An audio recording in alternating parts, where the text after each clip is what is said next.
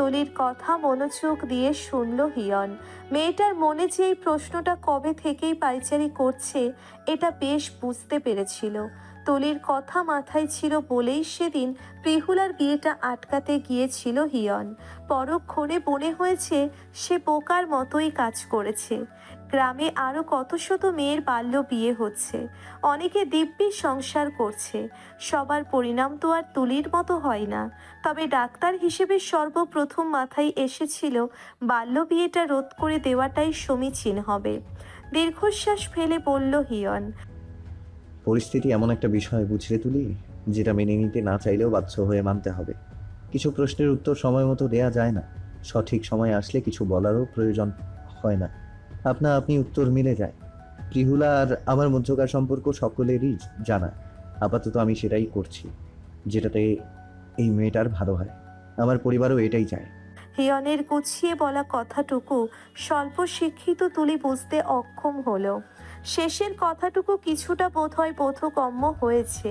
ঠোঁটের কোণে মিথ্যে একটা হাসি নিয়ে চলে গেল সে। ফের চাই চমক দিয়ে দূর আকাশে দৃষ্টি রাখল হিয়ন। মাঝে মাঝে বড্ড অবাকই হয় সে।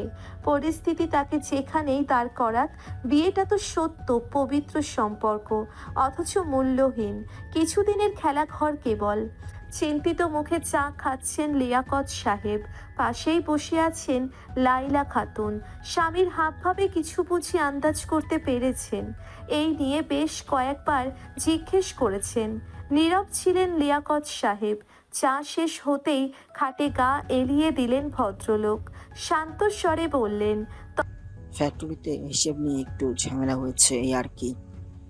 আসলে বয়স তো হচ্ছে, একা সব দিক সামলে দেওয়াটা দুষ্কর। তোমার ছেলে তো নিজের ডাক্তার নিয়েই ব্যস্ত, বাবার ব্যবসা দেখার সময় কই তার। তপ্ত শ্বাস ফেলে বললেন লাইলা খাতুন। এত চিন্তা করছো কেন? তিতিন তো আছে। তাছাড়া ওর ইচ্ছে পড়াশোনা শেষ করে তোমার ব্যবসাটা সামলাবে।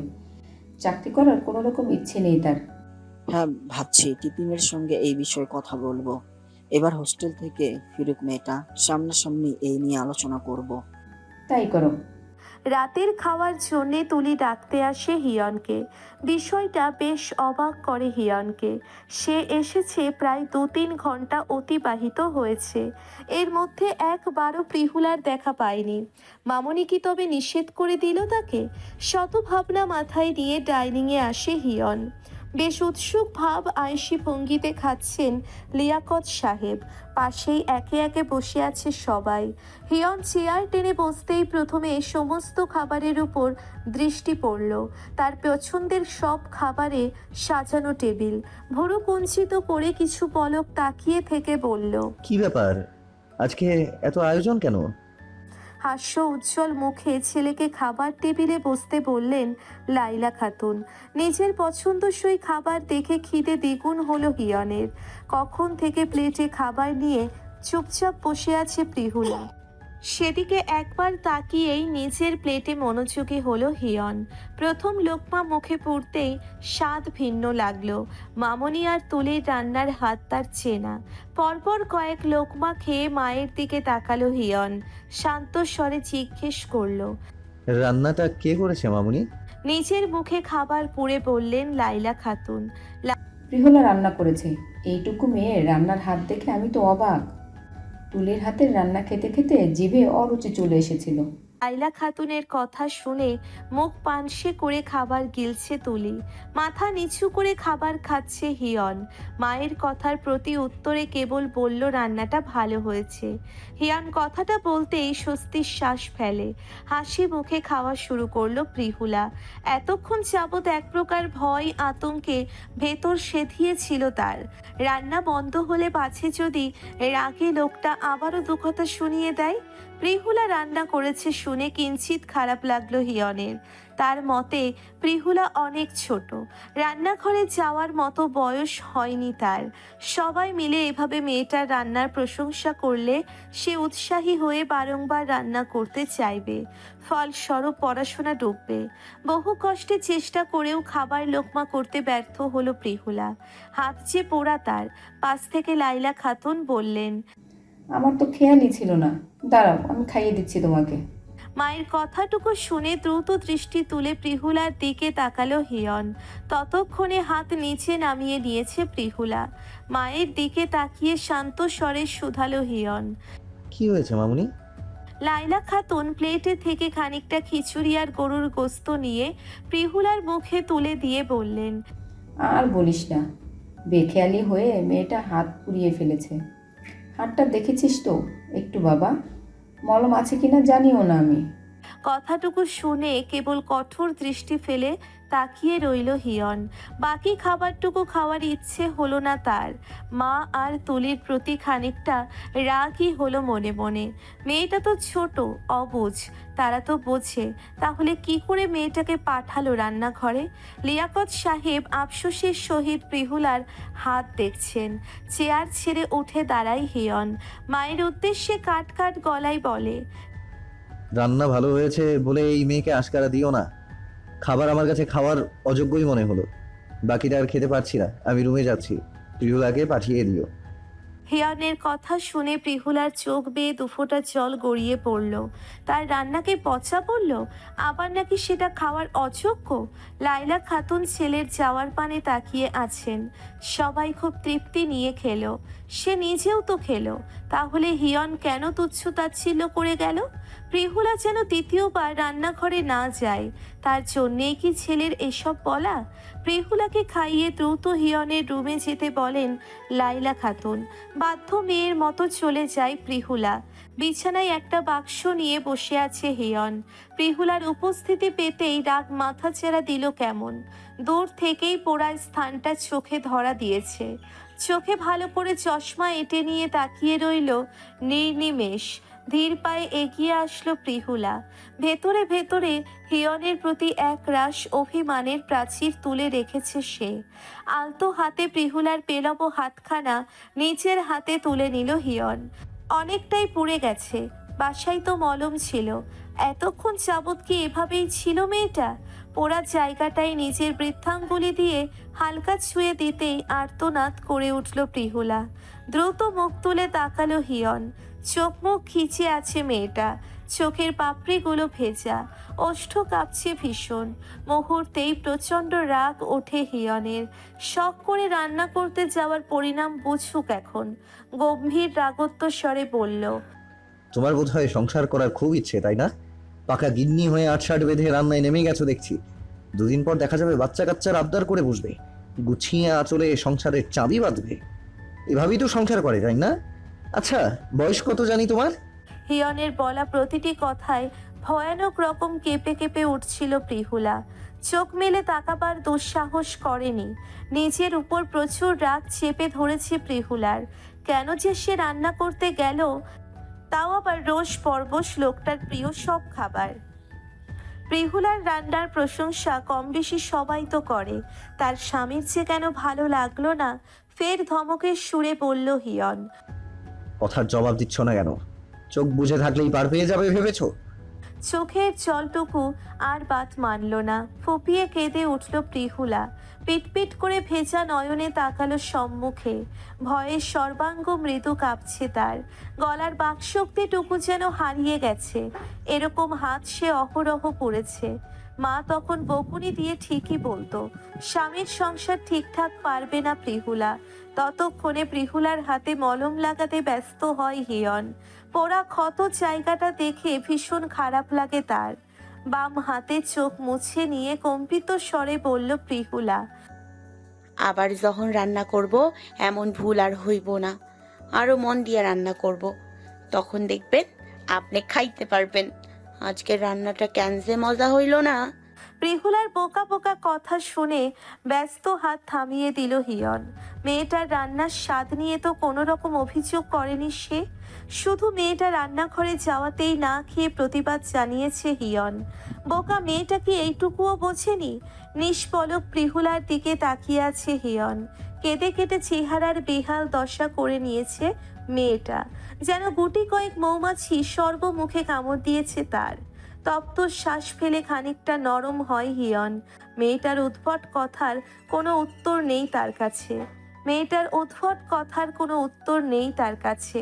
পাছে কিছু বলতে গেলে মেজাজ বিগড়বে। যতবার পোড়ায় স্থানে স্পর্শ লাগছে ততবার কেমন কেঁপে উঠছে মেয়েটা।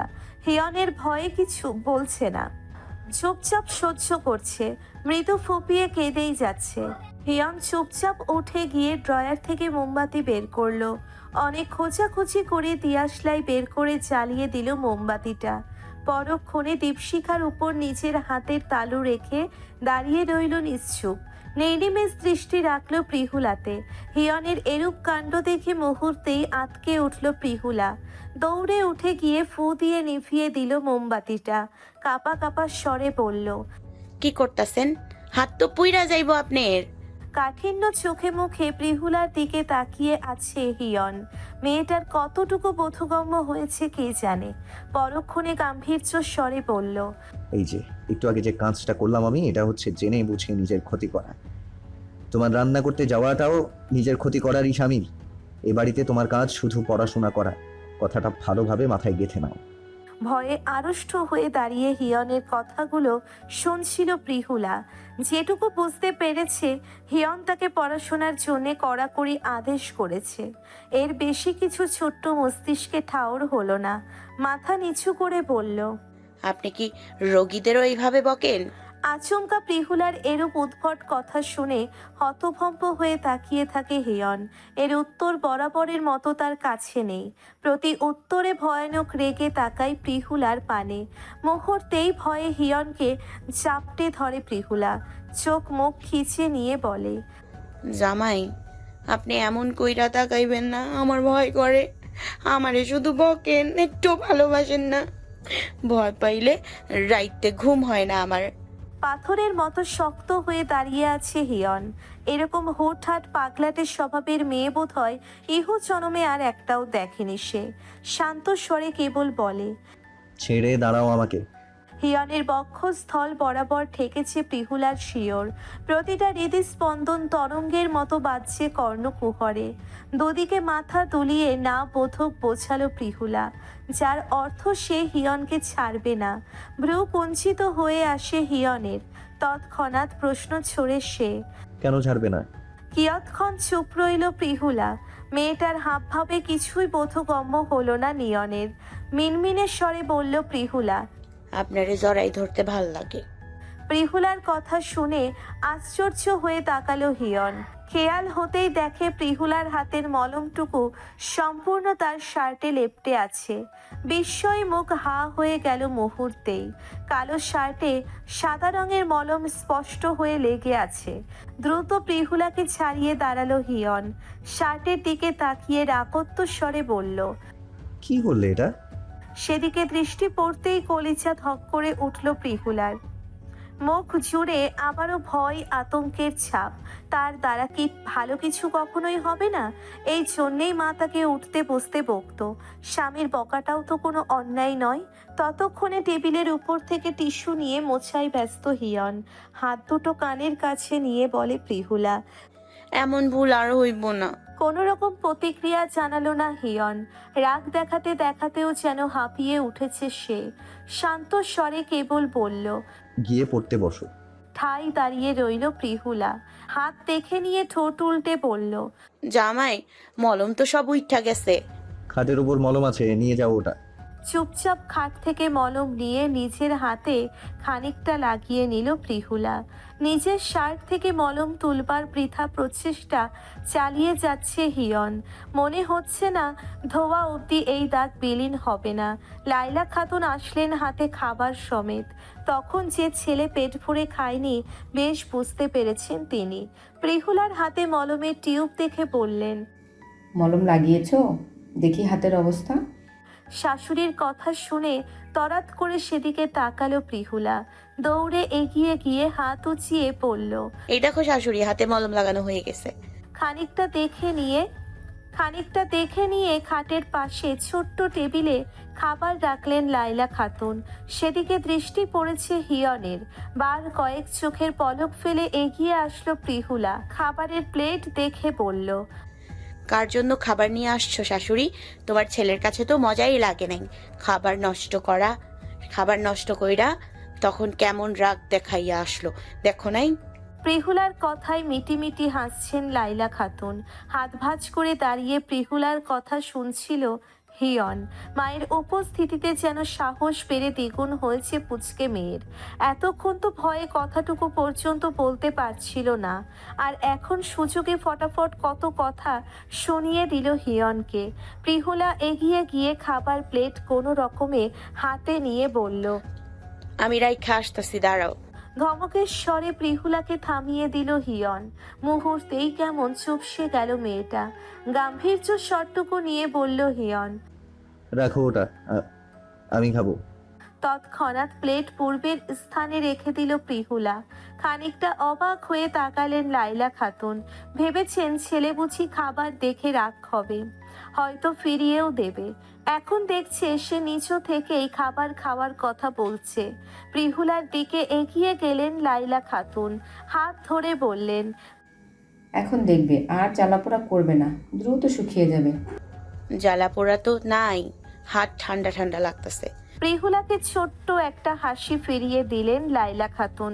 পরক্ষণে হিয়নের উদ্দেশ্যে বললেন, সন্ধ্যাবেলা হুট করে রান্নার বায়না করেছিল মেয়েটা, নিষেধ করেছিলাম আমি।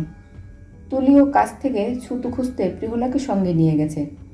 আজকে রান্নাঘরে যেতে দিয়েছে বলে যে অন্যদিনও পড়া রেখে যেতে দিব, এটা কখনোই হবে না। কি উদ্দেশ্য ওকে গ্রাম থেকে নিয়ে এসেছি সেটা আমার মাথায় আছে, লক্ষ্য ওটাই থাকবে। কথাগুলো বলে ধীর পায়ে বেরিয়ে যাচ্ছেন লাইলা খাতুন। মায়ের কথা শুনে প্রিহুলার প্রতি আর এক দফা রাগ হলো হিয়নের। কি দরকার ছিল বড়দের কথা অমান্য করে রান্না করতে যাওয়ার? মাকে পিছু ডাকলো হিয়ন। দরজার কাছে গিয়ে ঘুরে তাকালেন লাইলা খাতুন। শান্তভাবেই বলল হিয়ন। মামুনি, প্রিয়লাকেও নিয়ে যাও সঙ্গে। হিয়নের কথা শুনে চট করে বলে উঠল প্রিহুলা।